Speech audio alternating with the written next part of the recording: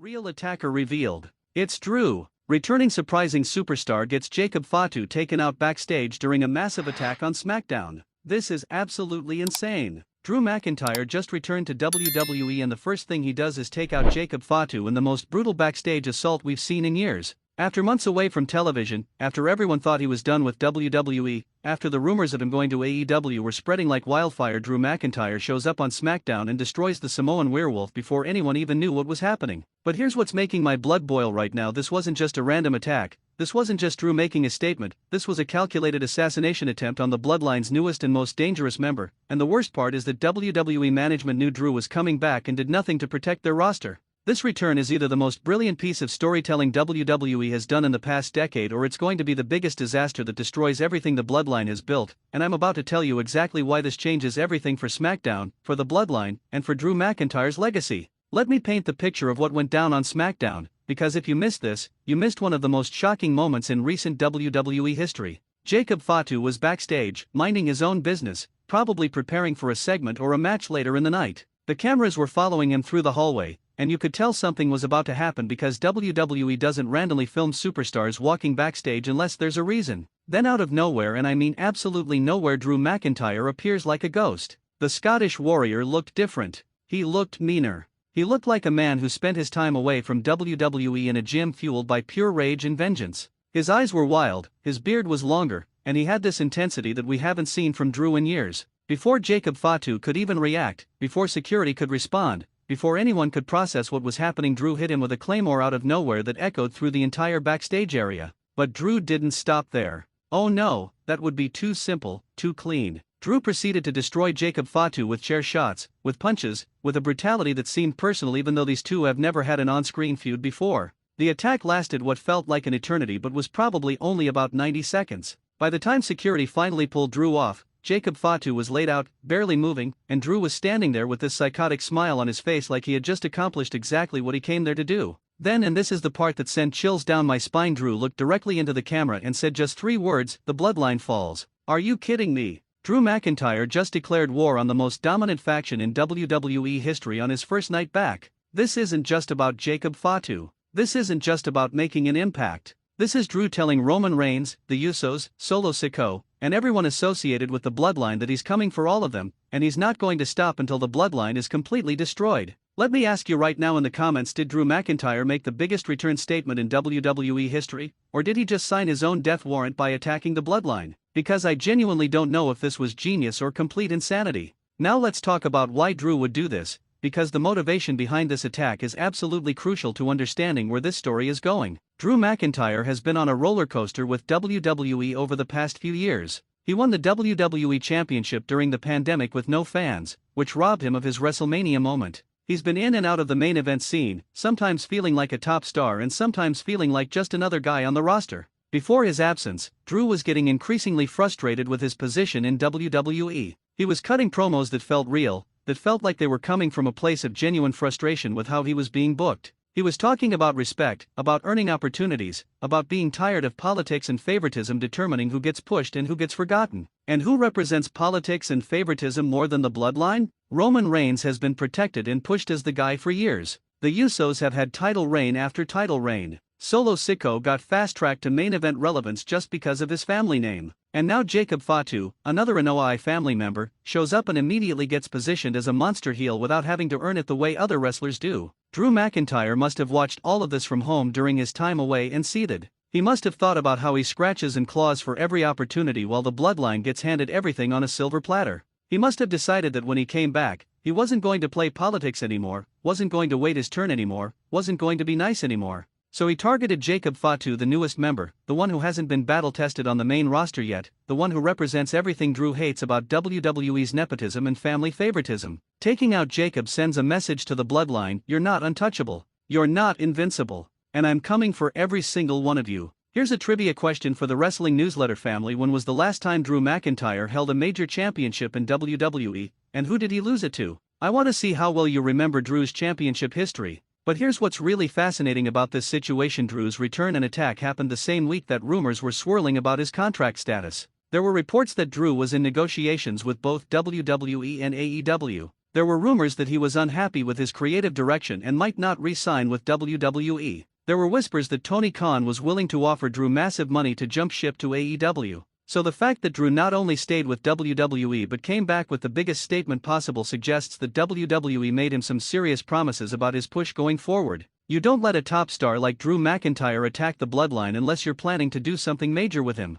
This attack wasn't just a random return pop, it's the beginning of a main event storyline that's probably going to carry SmackDown through multiple premium live events. Which means Drew McIntyre is about to get the push that he's deserved for years. He's about to be positioned as the #1 babyface challenger to the Bloodline's dominance. He's about to get the spotlight, the big matches, the WrestleMania moments that were denied to him during the pandemic era. And all it took was leaving WWE for a few months and coming back with a vengeance. This is smart booking if WWE follows through on it. Drew is one of the most talented wrestlers on the roster. He's got the look, the intensity, the in-ring ability, and the promo skills to carry a main event program. Pairing him against the Bloodline in a blood feud gives both sides something meaningful to fight for and creates must-see television every single week. And this is a big but WWE has a history of starting hot angles and then forgetting about them 3 weeks later. How many times have we seen a returning superstar make a huge impact only to get lost in the shuffle a month later? How many times has WWE promised a top star a major push only to change their minds when creative gets bored? Let me know in the comments, do you trust WWE to follow through on Drew McIntyre versus the Bloodline as a long-term main event program, or are they going to drop this storyline in a month like they always do? Now let's talk about the implications for Jacob Fatu specifically, because he's the one who got destroyed in this attack and his response is going to be crucial to how this story develops. Jacob Fatu is supposed to be the Samoan werewolf, an unstoppable monster who destroys everyone in his path. He's supposed to be the enforcer for the Bloodline, the muscle that keeps everyone in line and eliminates threats. But Drew McIntyre just made him look vulnerable.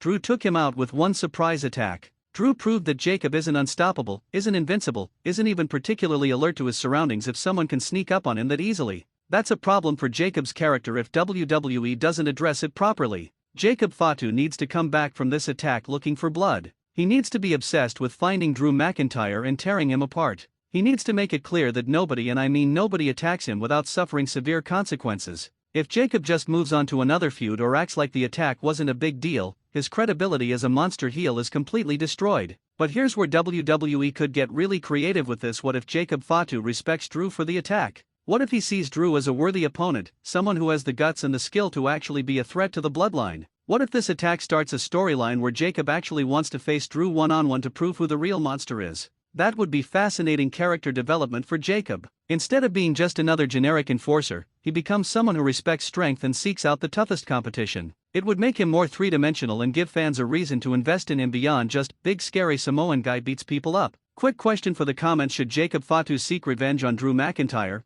or should he respect him for having the courage to attack the Bloodline? What makes for better storytelling? Let's discuss Roman Reigns' role in all of this, because the Tribal Chief's response to Drew attacking Jacob is going to set the tone for this entire feud. Roman has positioned himself as the ultimate authority figure in WWE. He's the head of the table. He's the one who everyone answers to. An attack on any Bloodline member is an attack on him personally. So Roman has to respond decisively. He can't let this slide. He can't just cut a promo about how Drew made a mistake. He needs to take action, and that action needs to be swift, brutal, and memorable. Roman should be calling for Drew's head. He should be demanding that Nick Aldis ban Drew from SmackDown or give him a match where Roman can personally destroy Drew and remind everyone why he's been WWE's top star for years. But here's the interesting dynamic: Roman might also secretly respect Drew for having the guts to attack the Bloodline directly. Roman has always valued strength and courage. He's been critical of wrestlers who talk tough but don't back it up. Drew just backed it up in the most aggressive way possible.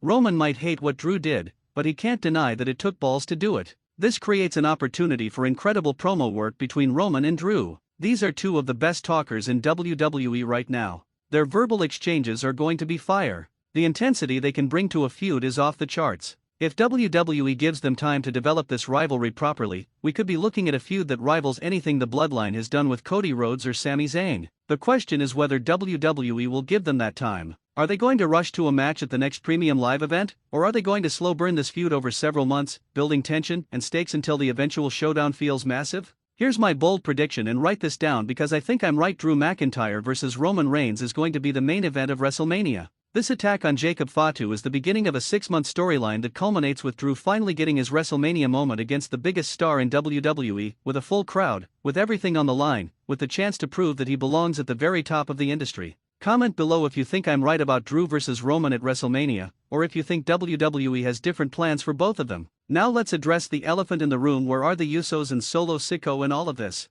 The bloodline is supposed to be family. They're supposed to protect each other. They're supposed to have each other's backs no matter what. So why wasn't anyone there to help Jacob Fatu when Drew attacked him? This raises some serious questions about the bloodline's unity and whether the cracks that have been forming for months are about to completely shatter the faction. Maybe GUSO was dealing with his own issues. Maybe Jimmy USO was in a different part of the arena. Maybe Solo Sikoa was scheduled for a segment and couldn't get there in time. Or maybe, and this is the conspiracy theory part of my brain working, maybe some members of the bloodline are secretly happy that Jacob got attacked because they see him as a threat to their positions within the family. Jacob Fatu is the newest member, but he's also potentially the most dangerous. He's younger than the Usos. He's more athletic than Solo. He's got a different energy that could make him Roman's new favorite, which would push the others down the hierarchy. If you're G or Jimmy or Solo, you might not be devastated that Jacob got taken out by Drew McIntyre. You might see it as an opportunity to remind Roman that the Og bloodline members are the ones he should rely on. This internal tension could be the thing that finally breaks the bloodline apart for good. We've been waiting for years for the bloodline to implode. We've seen teases and hints and moments where it seemed like they were done, but they've always pulled back together at the last minute. Drew attacking Jacob could be the catalyst that makes the implosion inevitable. And you know what? That would be perfect timing. The bloodline has dominated WWE for over 3 years. They've held every major title. They've beaten everyone there is to beat. They've run out of credible challengers because they've destroyed everyone who tried to oppose them. The only way to make WWE feel fresh again is to break up the bloodline and let those individual members have their own storylines and feuds. Drew McIntyre might have just done WWE a favor by accelerating the bloodline's collapse. He might have given WWE the excuse they needed to finally pull the trigger on the breakup that fans have been anticipating for months. Let me ask you this: do you want to see the bloodline stay together? Or is it time for them to break up and move on to individual storylines? Drop your honest opinion in the comments. Here's something that's been eating at me about this entire situation: Drew McIntyre's appearance during the attack. He looked different. He looked like he had been through hell during his time away from WWE. The longer beard, the wild eyes, the unhinged aggression. This isn't the same Drew McIntyre who left WWE a few months ago. What happened to Drew during his absence? Did he go through some kind of transformation? Did he have a psychological break that turned him from a relatively honorable babyface into a brutal vigilante who will do whatever it takes to achieve his goals? Did something personal happen in his life that changed his perspective on wrestling and what he needs to do to succeed? WWE needs to explain this. They need to give Drew time to tell his story, to explain where he's been and what he's been through that led to this moment. If they just have him show up, attack Jacob, and then act like nothing's different, they're wasting an incredible opportunity for character development. Imagine Drew cutting a promo where he talks about watching WWE from home, seeing the bloodline get everything handed to them, and realizing that being nice and waiting his turn was never going to get him what he deserved. Imagine him talking about how he had to become a monster to fight monsters, how he had to abandon his principles to succeed in a company that doesn't reward honor and integrity. That would be compelling television.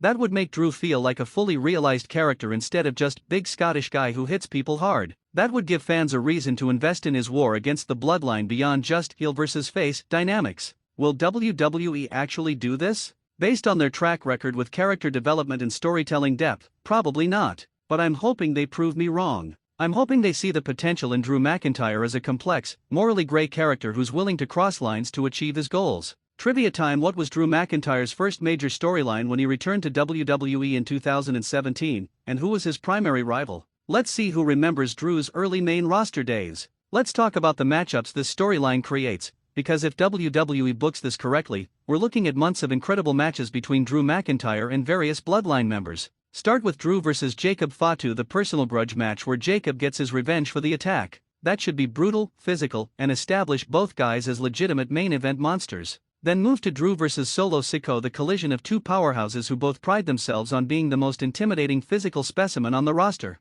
That match would be stiff, hard-hitting, and exactly the kind of fight that gets fans on their feet. After that, Drew vs the Usos in handicap or tag team situations where Drew has to overcome the numbers game. The Usos are one of the greatest tag teams ever, and watching Drew try to defeat them while they have every advantage would create fantastic drama and near-fall sequences that make fans believe Drew might actually pull it off. And finally, Drew vs. Roman Reigns for the undisputed WWE Universal Championship at WrestleMania in front of a packed stadium with the entire wrestling world watching. Drew finally gets his WrestleMania moment with fans, finally gets to prove he's the guy, finally gets the validation he's been seeking for years. That's a 6-month storyline with built-in feuds and matches that write themselves. Every encounter builds on the previous one. Every victory makes Drew look more credible as a threat. By the time he faces Roman at WrestleMania, fans will be desperate to see him win because they've watched him overcome every other Bloodline member to earn the opportunity. This is money if WWE doesn't screw it up. This is the kind of long-term booking that made the Attitude Era and Ruthless Aggression Era so special. This is how you create moments instead of just filling television time. Comment below telling me which Drew McIntyre vs. Bloodline member matchup you're most excited to see, and what stipulation you'd want for that match. Now I want to talk about something controversial. Is Drew McIntyre actually the babyface in this feud, or is he the heel? Because on the surface, attacking someone from behind and brutally assaulting them when they're not expecting it is classic heel behavior. But Drew attacked the Bloodline, who are the dominant heels of SmackDown and arguably all of WWE. So does that make Drew a babyface by default because he's fighting the bad guys? Or is he a tweener, a character who's morally gray, who does bad things but for understandable reasons? This is the kind of nuanced character work that WWE rarely does anymore, and I'm fascinated to see how they position Drew going forward. My personal opinion? Drew should be a heel who thinks he's justified. He should genuinely believe that what he's doing is right, that the Bloodline has corrupted WWE and someone needed to stand up to them regardless of the methods required. He should be unapologetic about the attack, should even brag about it, should make it clear that he'll do far worse to anyone in the Bloodline who gets in his way. But here's the thing, fans are going to cheer him anyway because they're tired of the Bloodline's dominance. Even if Drew is technically the heel, even if he's using underhanded tactics and attacking people from behind, fans are going to support him because they want to see the Bloodline taken down. This creates a fascinating dynamic where WWE can play with audience expectations and create morally complex storytelling that feels real instead of the typical black and white good guy versus bad guy narratives we usually get. Let me know in the comments, is Drew McIntyre a babyface, a heel, or a tweener after attacking Jacob Fatu? I'm genuinely curious where the wrestling newsletter community stands on this. Here's my biggest concern about this entire angle: WWE's commitment to following through. We've seen this exact scenario play out before. A major star returns or debuts, makes a huge impact, generates massive buzz, and then gets forgotten about within a month because creative loses interest or changes direction. Remember when Bray Wyatt returned with the terrifying Fiend character? That was incredible at first, and then WWE booked him so inconsistently that the character lost all its mystique and power. Remember when Keith Lee got called up to the main roster with massive momentum? WWE had no idea what to do with him and he floundered until he eventually left the company. I don't want that to happen to Drew McIntyre. The man is too talented, has too much potential, and deserves better than to be another victim of WWE's short attention span and terrible long-term planning. This attack on Jacob Fatu needs to be the beginning of something special, not just a one-off moment that leads nowhere. WWE needs to commit to Drew vs. the Bloodline as their top storyline on SmackDown for the next 6 months minimum. They need to give it time to breathe, to develop, to create emotional investment from the audience. They need to resist the urge to rush to a conclusion or pivot to something else when ratings fluctuate or when they get a better idea. If they do this right, if they actually follow through, Drew McIntyre attacking Jacob Fatu will be remembered as one of the most important moments in SmackDown history. It'll be the start of a legendary feud that defined an era and created multiple WrestleMania-level moments. But if they screw it up, if they treat this like just another random attack with no real consequences or follow-up, then we're going to look back on this moment as a massive waste of potential and another example of why WWE can't be trusted with long-term storytelling.